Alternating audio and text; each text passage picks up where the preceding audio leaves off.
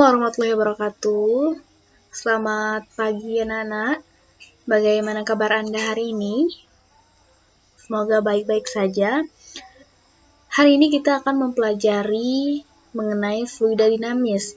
Sebelum itu untuk absen, Anda boleh absen melalui kolom chat yang tersedia di bawah kolom komentar di bawah ini ya.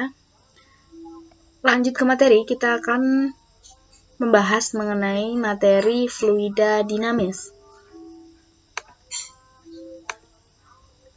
Yang pertama itu, apa itu fluida? Jadi fluida didefinisikan sebagai suatu zat yang bisa mengalami perubahan-perubahan bentuknya secara kontinu atau terus-menerus bila terkena tekanan atau gaya geser, walaupun relatif kecil atau bisa juga dikatakan sebagai suatu zat yang mengalir. Karena dikatakan sebagai suatu zat yang mengalir, jadi dapat diperhatikan contohnya ini adalah air terjun ya, di mana air itu merupakan salah satu zat yang dapat dikatakan sebagai fluida.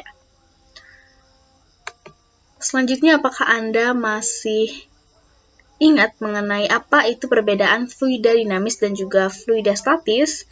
Jangan lupa untuk meninggalkan jawaban Anda di kolom komentar. Selanjutnya, kita akan membahas mengenai ciri-ciri dari fluida dinamis.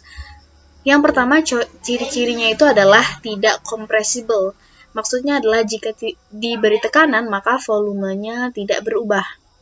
Yang kedua itu adalah tidak mengalami gesekan, yang maksudnya adalah pada saat mengalir, gesekan fluida ini dengan dindingnya itu dapat diabaikan begitu.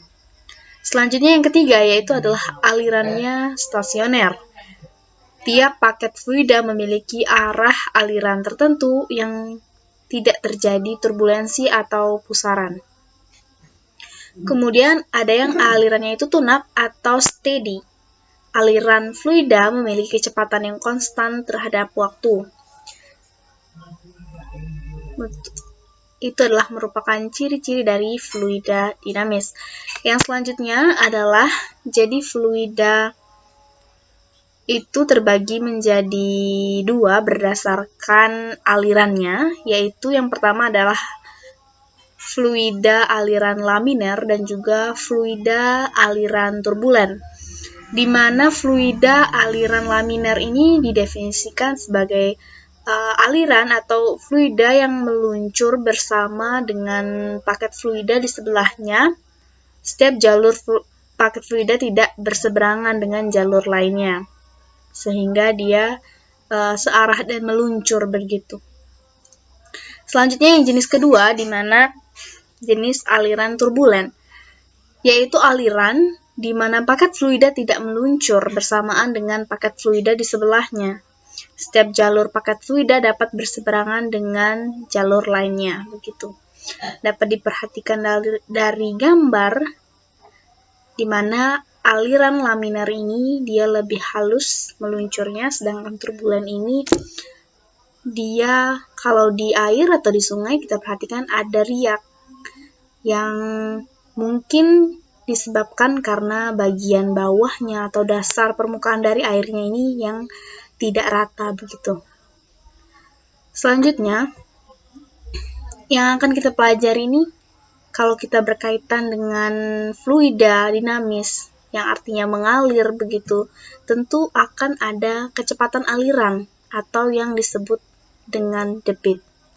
Debit ini disimbolkan sebagai Q, dapat dicari dengan V per T atau Q sama dengan A dikali V, di mana Q adalah debit aliran fluida, itu di mana pengertiannya sendiri adalah banyaknya volume yang mengalir setiap satuan waktu. Kemudian ini adalah volume, V adalah volume fluida. Di sini kita menggunakan dua V volume, di mana satuannya itu adalah meter kubik, dan juga V yang satu lagi, V yang kecil, ini adalah kecepatan aliran dengan satuan meter per sekon.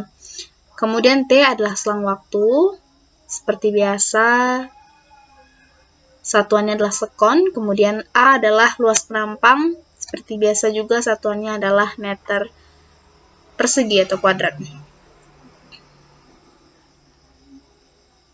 Selanjutnya kita pelajari adalah hukum Bernoulli. Hukum Bernoulli ini mengatakan bahwa tekanan pada penampang yang satu dengan penampang yang dua itu sama ya. Nah, di mana EM1 sama dengan EM2. Di sini adalah beberapa rumusnya.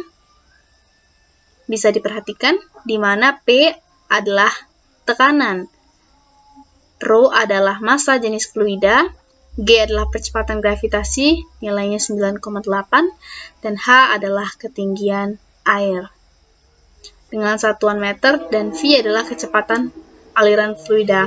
Yang perlu diperhatikan di sini adalah apabila kita penggunaan 2V yaitu volume dan juga V kecepatan. V volume itu dinotasikan sebagai V besar dan untuk kecepatan itu dinotasikan sebagai V kecil.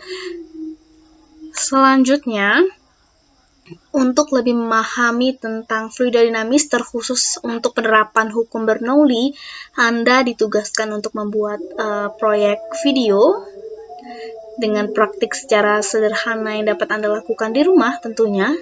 Anda videokan dan Anda jelaskan mengenai penerapan hukum Bernoulli dari praktik yang sudah Anda buat. Anda upload ke YouTube dan pastinya Anda menyerahkan linknya kepada saya. Untuk penyerahannya itu kita kumpulkan mulai dari terhitung 7 hari dari sekarang, begitu. Mungkin itu saja untuk hari ini materi yang dapat saya sampaikan. Untuk pertanyaan atau apapun Anda bisa tinggalkan di kolom komentar atau Anda bisa melakukan chat via WhatsApp. Terima kasih saya ucapkan atas perhatian Anda. Wassalamualaikum warahmatullahi wabarakatuh.